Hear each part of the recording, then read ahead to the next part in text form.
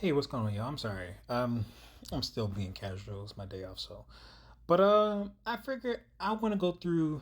I was talking to some guys, online, rather just texting, and they got on the topic of slavery, and it was moral stuff, it was religious stuff, it was kind of why that. So it got me very curious about like the history. So here's the stuff I found.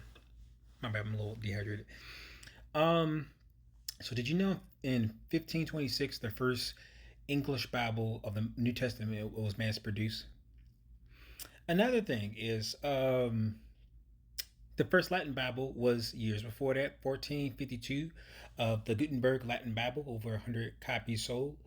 Um, and pretty much in between that, that was when the first Bibles were mass produced. And before that, you had to find, I think you had to find like a priest or a pastor to read to you, something like that. But let's get to the slavery stuff. So people, some folks from our white wing, wow. So folks on the right, they try to have this perception that's like, oh, it was a black man that owned slaves first. Now, mind you, we have to consider in the beginning of the early colonial people, um, there wasn't indenture servitude. That was kind of like the main thing, and everybody could get it in terms of that. Now, mind you, that did not mean that Africans were not kidnapped, because they were kidnapped. But the thing was, most people had indenture servitude, so you were there, you did your time, and then you became free. Thing is, discrimination still existed. But let's get to this information.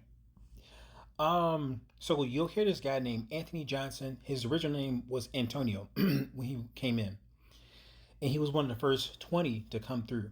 So they said, okay, as an indenture servant, you're gonna serve your years and you're gonna get out. So for him, he served his 12 years, and he served this family called the Bennetts. After that, he gained his freedom, and mid 17th century, and then he worked hard and he earned 250 acres. Now, mind you, this did not mean that his white neighbors weren't trying to steal from him, because they tried to steal his land. But he did get some land, and he did own a slave. His name was John Cassor. He was a Central African. Was it James?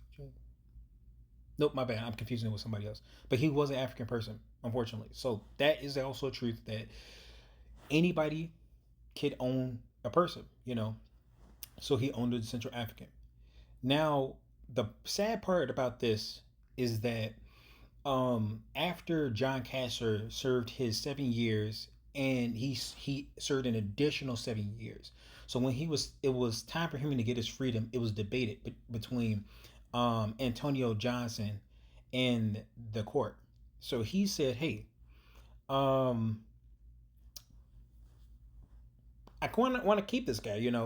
So he kept him. Not so much he kept him, but the courts allowed him to keep him, even though he served well past his sentence. The courts gave him the sentencing of having his sentence like be lifelong. He didn't do anything.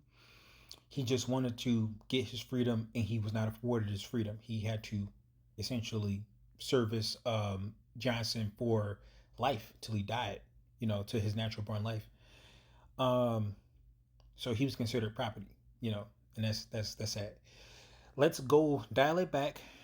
Let's see. Yeah, let's dial it back, and let's go to the very first lifelong slave owner. Now, mind you, these were all indentured servants. First slave owner, Hugh Gwynn. This was a British individual. So, mind you, like I said, they own property. They own land. They own slaves. So he owned this man named John Punch, and he owned him for, well, all I can say is that he had him for like 1640. I tried to figure out how long he did his indenture servitude, but for some reason I couldn't find it. But after I learned that John Punch and two other guys named James and Victor, they tried to run away. So he got caught, and he tried to go to the courts and have them have some sort of punishment. So get this, the punishment for Victor and James, the two white dudes that was with him, because they were apparently, I guess they were owned too. They only got 4 years. One, two, three, four. Do you know what John Punch got? Lifelong slavery. He got lifelong slavery administered by the courts. Now, mind you, this is um, from 1590 to 1654. He was a British man. He was white, and that was the first slave owner of lifelong slavery. Anthony Johnson, far a little later. He got here later than him, like arrived in Jamestown, Virginia, in 1621. Okay, so we have that cleared up. Anthony Johnson or Antonio was not a free. He was not the first slave owner. It just showed that the context back then was just not. There was discrimination, but he was not the first slave owner. Um. Oh, when was slave Bibles made? 1807. So mind you, this was past the mass production of Bibles, so there was slave Bibles. When was slavery abolished? This was January 31st, 1863, and it was ratified in 1865. So that was a 2 year difference. Um, when was slavery abolished? 1830 to 1865. And Juneteenth was pretty much near the latter half of that time of abolition. So, 2,000 Union troops came to Galveston, Texas, and announced that what is it, a quarter of a million, 250,000 slaves were freed, and that's why they celebrated on Juneteenth because it was June 19th, 1865. So that's part of it. I'm gonna have another video about maybe the Christian morale because again, Bibles were mass produced. Maybe Bibles were expensive out, and 9 times we sure have to do a whole entire video on that. But like, you know, Bibles was there, slave Bibles was there, slave Bibles were invented. So this wasn't really like a Christian thing. This was more so like a human thing, because there's verses in the New Testament, again, New Testament when it was made, um, that has encouraged equality, brotherhood, and essentially that you don't own your slaves. Like it's a whole different concept, you know. It allowed. It's a whole different concept. I'm sorry, I have to get into another video involving it.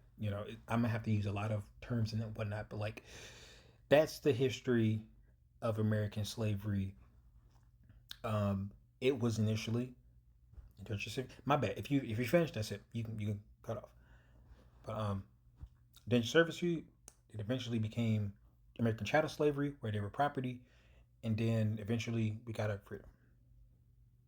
Because they finally seen like, oh, this stuff is actually terrible. It is actually terrible. So yeah.